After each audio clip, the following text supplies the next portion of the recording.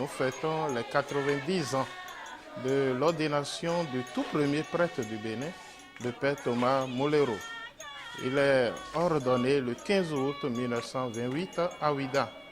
Et cette année, toute l'église du Bénin s'est mobilisée pour célébrer ce grand événement.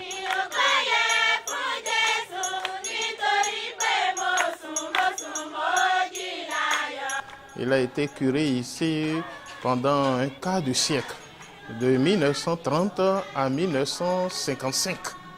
Et c'est donc sa paroisse, c'est ici que nous sommes. Ce presbytère, c'est lui qui l'a rendu possible. Et nous avons essayé de réhabiliter ce presbytère pour que ça devienne musée Thomas Molero.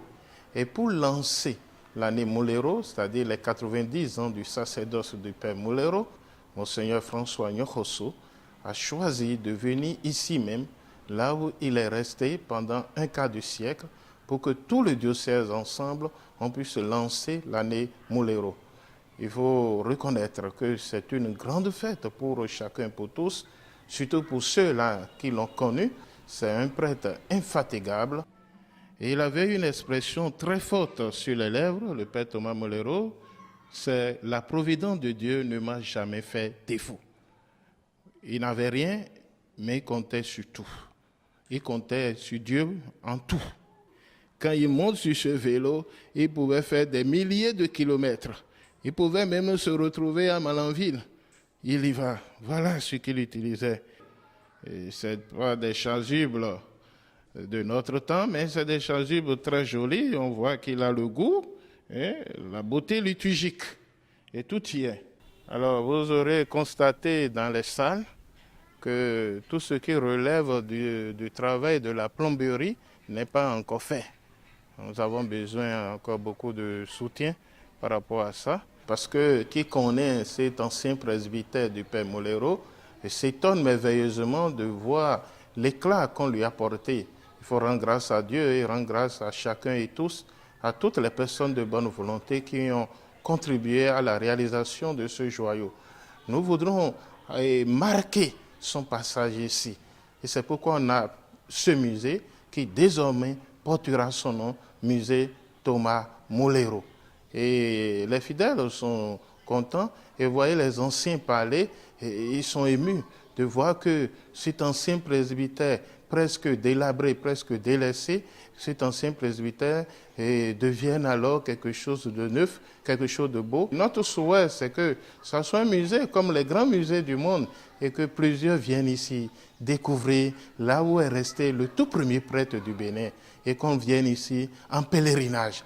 Pas seulement comme touriste, mais aussi en pèlerin pour pouvoir prendre l'exemple de ce grand homme et pour pouvoir marcher à sa suite. Ce n'est que le début. Notre souhait est de pouvoir finir tout le musée et puis aussi avoir des bâtiments ici, des bâtiments où les gens peuvent tranquillement passer la nuit s'ils viennent en pèlerinage. C'est vrai que chaque diocèse a ses priorités, chaque diocèse a ses projets, mais ce serait bien que toute l'Église du Bénin se mobilise ensemble pour faire quelque chose en direction de ce grand prêtre.